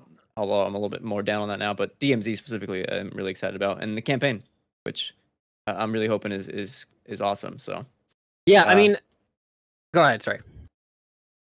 That was the end of my thoughts. Modern Warfare 2. I'm excited. We talk a lot of shit about Call of Duty. I specifically criticize them a lot. Modern Warfare 2 is very technically impressive. That's all I'll say. Like it is objectively impressive what they've managed to do with the game. Ground War is insane, dude. Like that game does like that moment. It does feel like Battlefield, especially with like the helicopters and stuff. They made a cool game. They made a cool game. Yep. I also have been playing. I spent $50 on a new game. It came out like a couple years ago, and it finally launched on PS5, the 1.0 release. And I kind of regret it, but I'm still vibing with it, and I'm still playing it every night. And that is Session Skate Sim.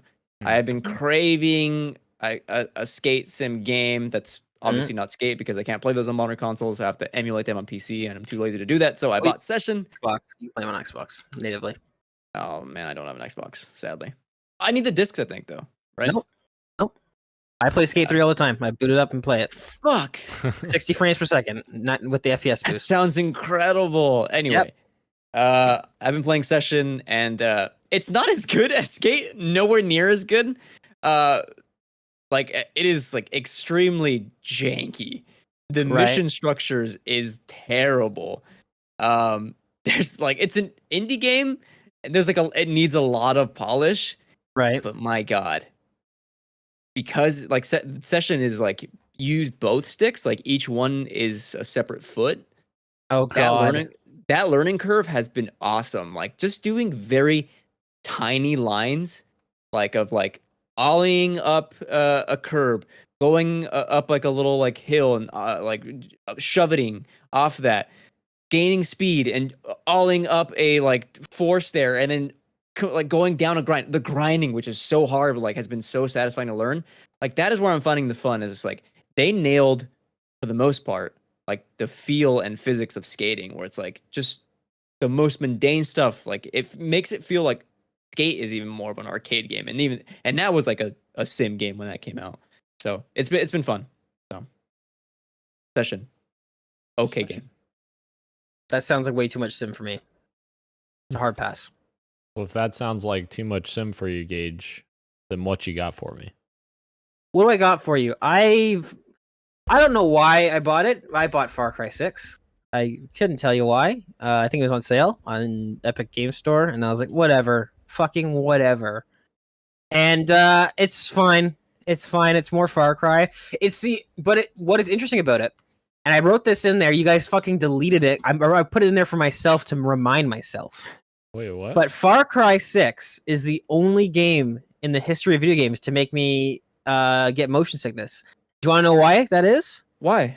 Because it's Ubisoft and they don't optimize their games.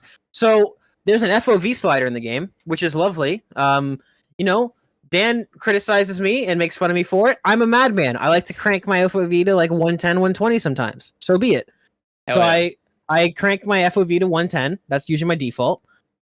And the FOV will jump back to 70 when you ride a horse, swim in the water, get in a car, which is a Far Cry game. You do those things very often.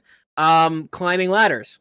So constantly, especially if you're doing outposts and you're getting in and out of cars or jumping on horses, your FOV is shifting in and out and in and out and in and out. Wow. And it made me sick. And I was like, I'm still playing the game, but I have to play it in a way, like I have to actively think about that. Like, okay, I'm going to get on the horse and ride all the way there, and then I'll just leave it and I'll just do the rest on foot. It's super lame, especially because this game has been out for what, a year now? Yeah, the Game of the Year edition is coming out soon. Yeah, fucking Game of the Year, my ass. Anyways, it's the only game in the world that's made me sick. I can play fucking Dying Light with camera shake on all the way, no problem. But like this shit, which is just poor optimization, makes me want to vomit, literally. So there's that, which is super unfortunate. But the game's fine. It's more Far Cry.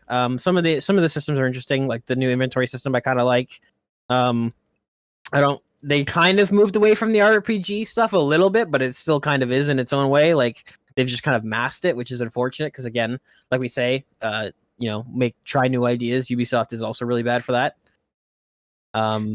They are and they aren't in the way that like they have all these different franchises that you think they're different games, but really they're all the same. And then what else have I jumped into? Oh, I am replaying what is my favorite racing game of all time, Midnight Club Los Angeles. And the game, So good. dude, this game, if nothing else, is just like it shows you how Rockstar, specifically Rockstar San Diego, is just like one of those Naughty Dog type studios where it's like this game, I'm playing it, and I promise you, if you've not played Midnight Club LA, it probably has equal, if not better, customization than the most recent Need for Speed game. The cars handle pretty similar to the most recent Need for Speed game, and the game came out in 2008. This just goes to show you how talented Rockstar is. Now it's unfortunate because they've only done like Red Dead and GTA since then, which I mean, unfortunate. Like it's like those are amazing games, but like if they were to switch and do genre games, they also do those really well. Which is just crazy to think about because we don't think about like they haven't done Bully in a long time. They haven't done Midnight Club since, like I said, LA is the most recent one, and that came out in 2008. This game is fucking amazing. The vinyl editor is like intuitive and like laid out better than modern racing games like Forza and Need for Speed. Like I said, the customization, every car has got like 5 or 6 different bumpers to choose from, no matter what car you pick. Like it's just a better racing game than most racing games nowadays. And it's crazy to me that the game came out in 2008. So highly recommend if you're looking for a new racing game to play, since we're kind of in like this dead spot. I mean, Forza Horizon's still around, but it's not very arcadey. It's kind of simmy. And I mean, Need for Speed is Horizon? Horizon, it's arcade, but it's That's an arcade sim. view, right? Yeah. It's arcade sim, I would say. Like when you're drifting in like, I don't know, it's hard to, if you haven't played Need for Speed lately, it's hard to explain, but they're definitely different games. Like it's, Yeah. I don't know. I would say I would describe Horizon as arcade sim. I would feel comfortable with that because you can, I don't know. Anyways, Sure. Shout out the Midnight Club, that game that I Midnight played. Club is Midnight fucking Club amazing. 3 Dub Edition. yeah, big dub. Big dub. Look out for the Netflix tie-in series Midnight Club coming. Wait. No, Just- that's not happening. I'm Also, kidding.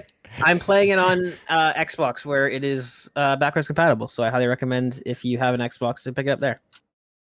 In all That's what it seriousness, asked. we are all going to watch that Midnight Club series right on Netflix. Is this a real thing? You're The not act- making a joke? Yeah, no, that's the next show from the dude who did Midnight Mass. He's doing Midnight Club? Yeah. No, that is what this show's called. He's being funny. Yeah, He's being I was absolutely being hilarious. facetious. Yeah, Because it's called the Midnight Club, but it's not a racing is- show. I guess This is why we nobody- bully you, Dan. I This is why- This thought is it was why we good. bully you. Anyway. This is why we bully you, to be fair. Kurek says in the chat, just got home from work. Hello, boys. What's up, Kurek? Thank Kurek. you. Rick! We made it just in time, Just- an hour and a half into Yes. the show. We're about to do the topic of the show. And that is not a dig Sure. at us. I think this is great that we're able to jive and vibe for Yes. this long. It's awesome. Hell but you yeah. made it just in time. Just in time. Kirik, Yes. if you're listening right now, at home, if you can do so, let out a moan for me. Oh, You ready? jeez. We'll do it Right together now. even. To it. Ready? 3, 2, 1. That was hot. I heard it from here. That was hot. That was a good one, yeah. Nice one, Yeah. Kurt. All right. Kurek, your moaning skills are like top notch, dude. We are Anyway. moving He typed it. There we go. He did it through text. in the chat. Oh, yeah. fantastic. Even better. Yeah. It's sexting. Did you just type UH or something? He did. He gave us the Yeah. Oh, hell yeah. The topic of the show, guys, we have our 2022 video game predictions that we are revisiting, and I believe Christian has the original predictions and results here. Allegedly. I don't have the results. So we're gonna do this. We're gonna run through them live. Okay. Yeah. I have months and months ago, we did our 2022 summer predictions for like the Summer Game Fest, State of Play, Nintendo God. Showcase, all that goodness. And so we did 3 predictions for each showcase. But I think what we decided off air was that if it showed up somewhere, anywhere in summer, we're gonna go ahead and give you that full point anyway. Right. I think that is probably the most fun. As we talked about with E3, it's a bit of a mess. The Summer Games Fest thing Yes. being spread out Yeah. everywhere. So Yeah. yeah, being a little more lenient towards ourselves. But for the sake of like just I don't know, format, I am going to go over the way we did them live on the show, but again, if it happens somewhere else, you're still going to get those points. Right. No worries. Right. So, we're going to do the first it's going to be in order from Dan, then Ro, then me, and then Gage, and we'll do 3 at a time. So, starting off with Dan, we started with State of Play predictions, and Dan started saying that Team Asobi would be launching a VR game coming at launch for PSVR 2. That did not, in fact, get announced, so that is 0 points for Dan so far. But what if see, this is the problem though. What if Sony does their conference thing like next month? They still haven't done their big one. That's not summer. That is not summer predictions. Oh, that's fair. Okay, this is Oh, summer no. predictions. Right. Sorry, I'm Yeah. confused about all of this. Mm-hmm. You know what? I should have said summer. I apologize. You did say summer. No. I'm the one who No. I'm the one who misunderstood it, Dan. Oh. Yeah. I know you're used to being wrong, but you're right. It's okay. So 0 points for Dan so far. However, he did say that Final Fantasy VII Remake 2 gets a trailer and is slated for 2023. And that did in fact happen at a Sony State of Play. It is not called Remake 2, but it is called Rebirth. Still, that is 1 whopping point for Daniel so far. Well done. Thank Last but certainly not least, Dan said that Sony would acquire From Software. And no, that did not. Not yet. Not yet. Yeah. They Not did yet, raise yeah. their. Not yet. What did they do? It's they happening. raised their stake in did. the company. Wait, shouldn't that give me like 0.111? However Don't much give their Dan any stake is. Anyway. Ro, Yes, sir. you started saying that we're going to get a sequel to Helldivers As far as I know, that did not happen anywhere this summer. Where is Not that yet. game? Where is that? It's in the NVIDIA leaks. It's in the NVIDIA leak, so it's coming. Better. You also said that both Teenage Mutant Ninja Turtles and Oxenfree 2 are getting release dates. This gets a little tricky because that did happen. Ninja Turtles came out. Oxenfree 2 also got a release date. Got delayed, but it got the release date. Full points? Yeah, full points. What's confusing about that? Okay, just making sure. You know, you're So trying 1 to point. nickel and dime you. This is why Rashan and I are the Last of Us fans, and you're not. Also, what was the last day of summer? I think that was before they announced the delay. That's true. true. That's true. That's a good point. That was last week. And speaking of The Last of Us, Ro's final prediction is that The Last of Us remake. It's a teaser. Yeah, it happened. And then it came out a few months later. Yeah, so 2 big ass points for Roshan. Big points. Big points. For me, I said that God of War would not get a state of play, but that it gets its own state of play in July. It did not get a state of play. That's half a point. And it did not get its own state of play, so 0 points there. That is Wait, what? 0.5 points. What was your prediction? Sorry. God of War would not be at state of play. Oh my God, it was. I was gonna say, yeah. It's 0 points. Yeah, 0 points for that one. Yeah. Trying to pull the wool No, over eyes. thank you. Try to be a Thank you. sneaky little guy. I appreciate this. Okay, second. Good save. Second one, Final Fantasy 16 gets a trailer and a release window for February 2023. It did get a trailer, but the release window is not February. It is, I think, summer of 2023. So that is a half a point for me there. Right. Okay, just making sure. I don't want anyone getting mad. And this is the one I'm most excited about because I was like saying this for weeks before it actually happened. Stray gets a release date at State of Play and is also coming to PS Plus Premium, and that did in fact happen. So that is 1.5 points for me. Nice. Tight race so far. All right, let's see the champ. Let's see the champ come in. God of War Ragnarok gets a teaser.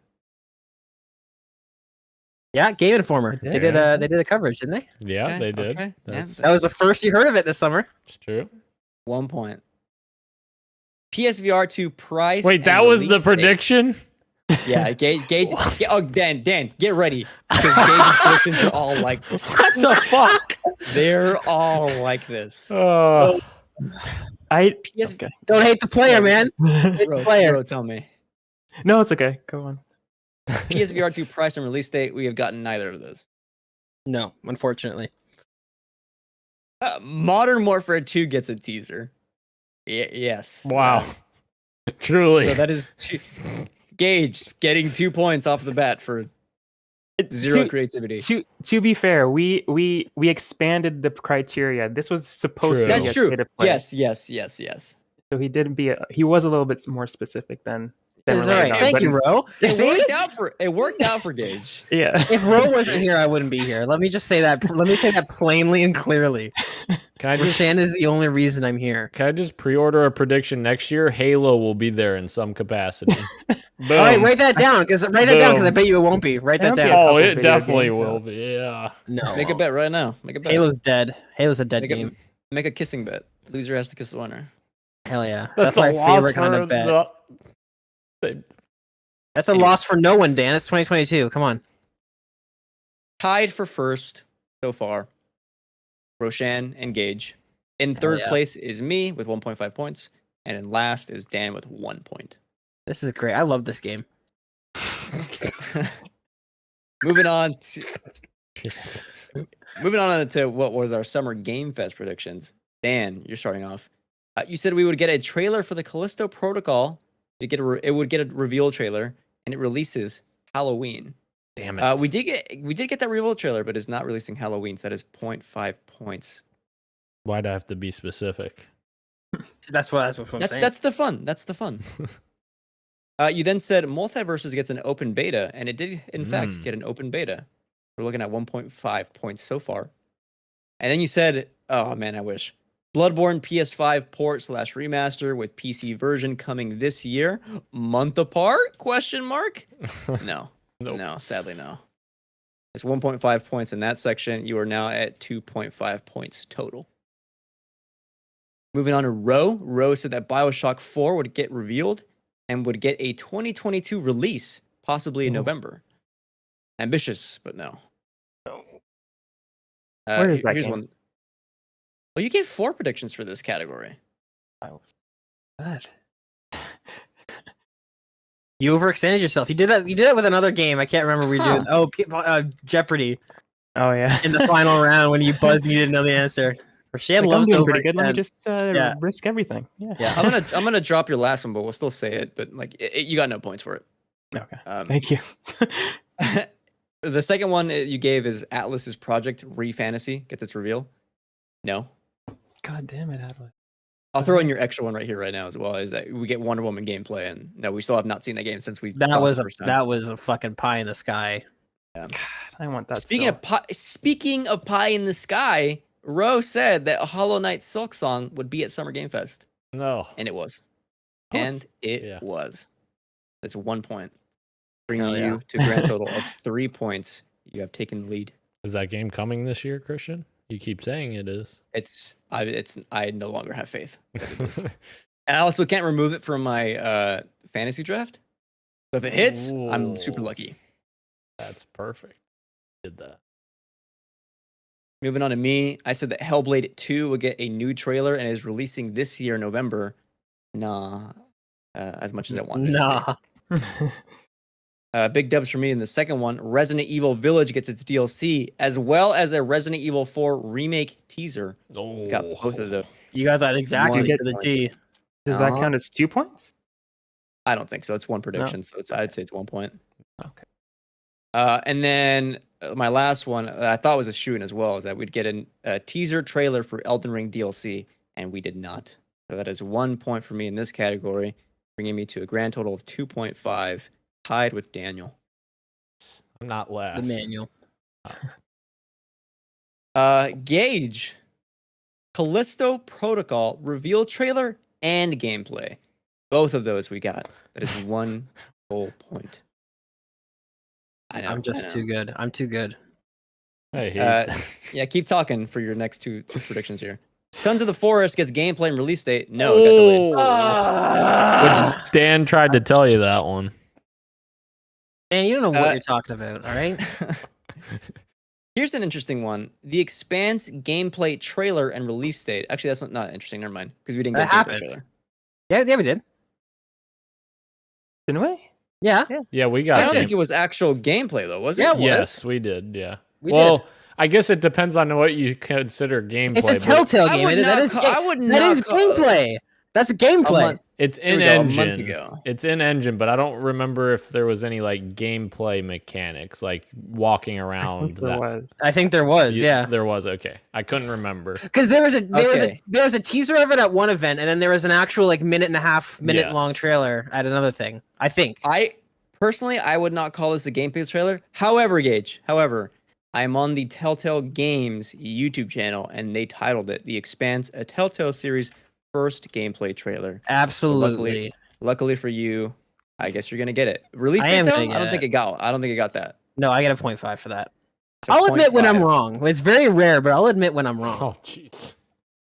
That is 0.5 or 1.5 points for you in this category. What the heck, Keurig? Dan is in last place, and all is good with the world. Come on, Keurig. Let's go, Keurig, Hell dude. yeah. Fuck Hell it. I yeah. love Keurig, man. He's the only reason I do this podcast. He's the only reason I'm here is because of Keurig.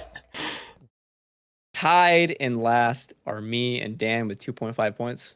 Hell In yeah. second place is Ro with 3, and in first place is Gage with 3.5. I couldn't do without you, Keurig. Let's move on to our Xbox/Bethesda category. What we gave. Dan said that Fable Collection and Gears Collection will be announced and is releasing this fall. Get hype, everyone, for nothing because it didn't happen. Bummer. Yeah. Do you think that's still a possibility, Dan? Like in the future, is that like? I think so I because still they have- were rumored, at least one of them, because they were both rumored pretty heavily. So maybe. Inshallah soon. Dan also said we'd get a new Wolfenstein game, and it is a sequel to New Colossus. No, it did not happen. Lastly, despite all rumors, Certain Affinity Halo project closes the show, and it's a battle royale. Now we have still 0 details on that, so that is 0 points for Dan. Rip. I said, no, this is Ro. I'm sorry, Ro. Contraband gameplay trailer. Oh, I wish. Nope. I wish. Hold on. I have to check something here for this next one. The more I think about the contraband stuff, like the leaks coming out of it, I'm not sure if I'm gonna like it because it sounds like it's like more of a car combat game. Is that true? That's the vibes I'm getting. That's unfortunate. Yeah. Like, it sounds like they're taking what they did with Mad Max, their game there, and like making it even more car based than that was. I was thinking like GTA Online Heist, except it's the whole thing's built around that. You can kind of choose how you want to do things. If it's vehicle focused, that's going to be really disappointing. I really hope they don't do that. Yeah. You remember what was that PS5 game with the cars that launched? Yeah, Destruction All Stars. Destruction All Stars. Yeah. Yeah. That didn't go very well. I lied to myself. I was like, this game is fun, and I realized I played it like twice, and I was like, I'm good. This next one is interesting. Rose said that Yakuza Like a Dragon sequel is revealed. Didn't they reveal 10 of them? Oh, I'm sorry. They revealed a lot of them. One was a remake. The other one is a game that takes place in between 6 and 7 or 5 and 6, one of those. I just remembered. Yeah, Like a Dragon also got Yakuza 8 or Like a Dragon 8. That is revealed. Yeah, that is a point. They literally changed the name of the franchise. Yeah. Like a Dragon. Yeah. I mean, that makes sense. Bro. That makes so much sense when you think about it, because it's like you really did name your video game series after a real crime family that like is still active and commits crimes on a regular basis. Oh, really? I didn't even realize that. Well, no, that's not true, because the Yakuza? No, it's the name in Japanese means like a dragon. But then when they released it in the West, they changed the name to Yakuza. So in the West it is, but not in Japan. Okay, so the point still stands though, because that's what you're branding it in the West. I guess. It's okay. Blame Bandai Namco. I don't know. Yeah. So wait, that means the game was titled Like a Dragon : Like a Dragon? No, it would just Like a Dragon. No. But originally when it was called Yakuza Like a Dragon. Yeah, what was that game? That's its name in the West. No, the game in the East, it's just Like a Dragon. No. But in the West, it was called Yakuza Like a Dragon, and you just said Yakuza translates to Like a Dragon. No, Yakuza does not translate to Like a Dragon. Oh, does it? RGG. I forget what like the full thing is. So then we're back to it being a crime family, and they probably shouldn't have called it Yakuza, which was my original point. Ryuga Gotaku. Translate is the developer and is also the name of the series, and that translates to Like a Dragon, which is the name of the game. Okay. So then Gage's first point still stands then. Yeah, my first point still stands. Correct. God, let's move on. It's all right. Kira, can you just let him know in the chat? Thank you. Ro also said 1 versus 100 returns. Did not return. Rumored for freaking ever now. Where is it? That is 1 point in this section for Ro, giving you a grand total of 4 points. Moving on to me, I said that we would get a new trailer for Indiana Jones game. It'd be a cinematic trailer. No, I thought that it was a shoo-in. I then said that the Coalition would reveal its next game, and it is not Gear 6. Did not happen either. I then said that Hideo Kojima is here, closes the show with Overdose and his third party. He was here at somewhere else, didn't do Overdose, and it doesn't matter about third party thing. I would just give you point 3. Just give you a point whatever, so you can go ahead of me, Christian. That's fine. Just take the 0.5. Oh, okay. If you say say less. I video that kid. Anyway. And lastly, Gage in this section. State of Decay 3 gameplay, no release date. Don't think that happened. No, it didn't. It didn't. And I tried to tell Gage on that one, and he did I don't not. want to hear it. I don't want to listen to your negativity, Dan. I try to look to the bright side. Forza Horizon 5 DLC trailer releasing this holiday. You fucked yourself there. I did. I only get a half point. Yeah. Half point. Half point. Lastly, Game Pass Family Plan details and launching this holiday. None of that is like confirmed on official like showcases. It just happened off thing and in a different country. Well, okay, but it happened officially in another country. Yes. Was not at any showcase. Oh, you're right. Yeah, I guess you're right. All right, I'll concede. That's really cool though. That's happening though. A really Okay, good, so good price too. 0.5 points for you in this section, giving you 4 points total. Let's look at the scores now. Dan is in last with 2.5 points. I am in third with 3 points. Ro and Gage tied for first with 4 points. Hell yeah, dream team, baby. You guys started with the lead and just held it the entire time. I think that Ro should take the win on this one because we both know, or all three of us It's not even know, over yet. that Gage shoot in these easy predictions. You're upset because you don't know the game industry as well as I do. I understand, Whoa, Dan. If wait a I minute. started a video game podcast I said and then brought Ro. somebody in on it who was smarter Wait. than I was, I would also be upset. I said Ro. Don't get me wrong. I said Ro should win. I didn't say I shouldn't be in last. I'm still in last place regardless. No. But you're saying I shouldn't win because I am a prophet and know what's going to happen. And I get it, Dan. That's right. I can't wait for you to hear Gage's predictions for the Nintendo stuff. It is Jesus. so I dumb. remember those. It's I remember so those. dumb. So what I'm gonna do for this section is I'm gonna work backwards. No. starting with Save mine for place last. Up.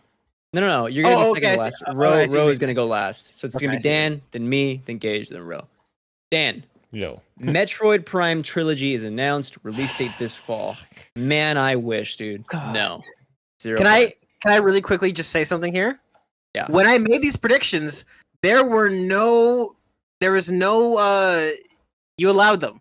You allowed the predictions at the time. We allowed We didn't stop you. No, I allowed them because I said, but no, hold on. Go back and check the episode. I said, is that it? No, you got to give some real stuff. And you just doubled down and said the exact same things you said. And I was like, okay, That I guess did we're not doing this happen. then. You either way, you conceded. So my predictions, because I remember what they are and how little they are, you accepted them. You took the currency. You accepted the transaction. That's true. No, that's true. We're gonna All right. abide by those rules. Okay, Don't all right. worry. I just want to throw that out there before Yeah. we get there, because Dan's gonna lose his fucking shit. He will. I can't wait for Dan to complain about this for a month and a half. I'm not losing my shit. I'm in last Wait. place. I said nothing. Moving on. Your next prediction was that Wind Waker would get an HD port coming to Switch. Dude, where the You should've fuck is gotten points that? for that. Yeah. Yeah. And lastly, new 3D Donkey Kong game is coming 2023. I think, well, it could be, but it wasn't any showcase. So you close out with 2.5 points for summer showcase predictions. Last Awful. place, Awful. Daniel. Yep. Fourth place. Awful. All is right with the world, right, Kirik? Anyway, Hell yeah, Kirak. moving on to me. I said that Hollow Knight Silk Song would be here and get a release date for 2022. You're itching No for that Silk Song. No, 2022, but Hollow Knight Silk Song was there. 0.5 points. Or in summer, is what I'm saying. One of these showcases. Right. Breath of the Wild 2 trailer with title reveal and launch window Nice. 2023. You got All of that one. happened. 1 point. And then lastly, new 3D Mario game holiday 2022. That did not happen at all. So that is 1.5 points for me in this section, bringing me to 4.5 points total. I am now in the lead, and very quickly it's going to go away. Let's With move on to Gage's Gage. predictions. Yes, he's going to take over. I'm going to read. He gave 4, and I'm going to read them from bottom up. Can you read them He said- verbatim exactly as Yep. they're? Yep. Okay, verbatim then. I'll go top down then. He said, Zelda, Metroid, Party Chat, Switch 2. And then I said, no, you got to give real stuff. And then he just said the same thing again. Zelda, Metroid, party chat switched too. Zelda happened? Luckily for us, only one of those happened. That is Zelda. That is not lucky for us. What is I wish all that? those things happened. Zelda? Like, what the fuck does that even mean? That's Zelda. Hold on, Ro. Oh. Hold on. So Gage is now in the lead with 5 points. Let's see what Roshan's got. Oh my no, God, I don't even he's remember getting what I said. excited. It means that Roshan's gonna win. I'm gonna work backwards. Mario Odyssey 2. No. Another Metroid Prime 4 teaser. No. You really Nintendo, thought. why? You really thought. Bayonetta 3 release date. Yes. That God. brings Ro to a grand total of 5 points, which means in last is Dan with 2.5. In third is me with 4.5. And tied for first is Ro and Gage. You share the win this time. The two. Not Although in I'm my inclined to heart. give it to Ro. Yes, No, you're I not agree. inclined. No, I no, agree. you're not inclined to We're do the- shit. We are the co-founders of The Last of Us. What was it called? Fan base. Yeah. You're the president, and I'm the vice president of the Last of Us fan base. We share this one. Ew. Share this one. Well, you know I'm what? surprised it didn't say Fire Emblem was announced. I forgot my Should've, Nintendo predictions. But I'm glad I said Bayo. Thank God. Yeah. If you are a fan of those predictions, then stay tuned for sometime at the end of December, because we also gave our open critic predictions on one of the shows a couple weeks ago, and I took notes on that. Although Gage decided to just not give any for some. Wait, what? Was I not there for that episode? You were there because I have you written down. You just decided just not to give any. Also, Dan didn't give one either for one of them. Oh, For what? Which one? We could still add those. You could just ask after. For what? Let's do it. Let's do it right now. Let's see what I'm Okay. missing. Gage, you're missing a few. Just I think 2. Of course, they have to be Dan, games that haven't yeah. come out yet, I guess. They all have not come out yet. Okay. Oh. So I'm missing 2. Dan, Yo, give your open critic prediction for Sonic Frontiers right now. Ooh. I'm gonna say 77. Gage. 69. Nice. I love it. I love it. That's genuine. That's not a bit. That's a genuine. Oh, I'm missing one for Ro. This could have been. Ro, I remember I was hosting that show too, and this could have just been me not adding, and you guys just going with the flow. So that's probably on me. But you did not care about this game. Modern Warfare 2. That's probably why. Okay. I'm gonna say it gets 83. That's a solid bet. I'm going to say you're not far off from what we predicted, Ro. Nice. Gage, I am missing. Give me your prediction for Pokemon Scarlet and Violet. Oh, fuck off. Who gives a shit? It's gonna He probably said that verbatim. Roll back the clip. roll it back. What is it? What's the game called again? Scarlet and Violet. Scarlet and Violet. Fuck's sakes. Are they two separate games or are they the same game? They're 2 separate games. Okay, so I'm gonna say. But we just did one. We just did one number. So whatever. Oh, okay. I don't know if people eat that shit up. I'll say 72. People eat this shit up. Let me give a low answer. I mean, relatively, it's still 70. Yeah, no, it's fine. And I'm missing one last one for you, Gage, and you did not give one for Callisto Protocol. Oh, so that's surprising. Callisto Protocol, I'm gonna say 88. There you have it, folks. A sneak peek at some of the games that we'll be going over open critic predictions. Oh, yeah, Ro. This is completely off topic, but Kurik in the chat said, "I'm actually quite upset about the new Breath of the Wild is not called Breath of the Wild 2. I just wanted to gauge everybody else's opinions on this. Is On Tears of the Kingdom not the dopest subtitle ever?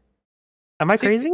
I Dude, like 'cause it. we don't know plot details. Like there's like speculation about like time travel. That could very much not be Link. It could be like I am still like kind of down on like this is like not the Link from Breath of the Wild. It's a different Link. Right. Like we have no idea like what that could actually be. So I think Tears of the Kingdom is pretty dope. So It's cool.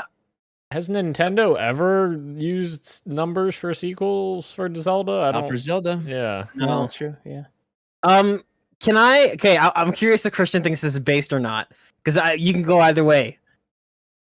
Would Tears of a Kingdom not be a better subtitle? Like, phonetically. The Kingdom sounds cool. Yeah. Phonetically, grammar. You know what I mean? Like Tears of a Kingdom rather than Tears of the Kingdom. No, this way I can say TOTK. Okay, well then I guess that. All right, well, Kirik, how do I feel about Zelda? I don't give a shit. I don't give a shit about Zelda. Just the title. Just the title. Dumb. Unless they bring it to PC, in which case I'll play the shit out of it. But until they do that, dumb game for dumb people. Unless it comes to PC. Eric says it's a good name, but it doesn't feel like it connected to the first one. I was just always under the impression it would be a new one. And that's the thing. I don't think it's a direct sequel to Breath of the Wild. Like usually Nintendo does, like it'll be like the last time they did this was like what, Majora's Mask and Ocarina of Time. Like sure, that's the same person, but like technically that's different timelines. Like in Majora's Mask, Link failed, so it's like, you know what I mean? It's different. We don't know what's going on in Tears of the Kingdom. Sorry, I just had to bring that up after I saw it. Tears of the Kingdom is awesome. Come on. It is pretty cool. I actually like that it did not do Breath of the Wild 2. That'd be like doing Skyrim 2, in my opinion. I don't even know the franchise, but very true. There we have it. There we have it. There we have it. Guys. That was a good show. What a great show. That's true. And thank you to nice. A great show. Christian, what Oh my god. I scrolled up. We also did 2022 video game predictions, and I haven't. I thought that December will be fun. December will be fun. Do we want to do predictions for Game Awards? Because they do announcements there. That could be fun. That could be fun. We could also do predictions for awards as well. I should probably change the name of this episode to Summer Predictions instead of, because if we have 2022 predictions also, that's gonna get real confusing. Yeah. All right. My voice cracked. You did, yeah. My voice cracked earlier in the episode too. But thank you again to everyone joining us live on YouTube and on Twitch, as well as podcast services everywhere, including Apple Podcasts, Google Podcasts, Spotify, Stitcher, and everywhere else you get your podcast. Thank you, Ro, Christian, and Gage. I am Daniel, and this has been Podcast PXN, and we are out. Thank you for sticking around for this long. Much love, and keep on gaming. Keep on I'm so close. Oh. Oh. Wow. So close to the next game release.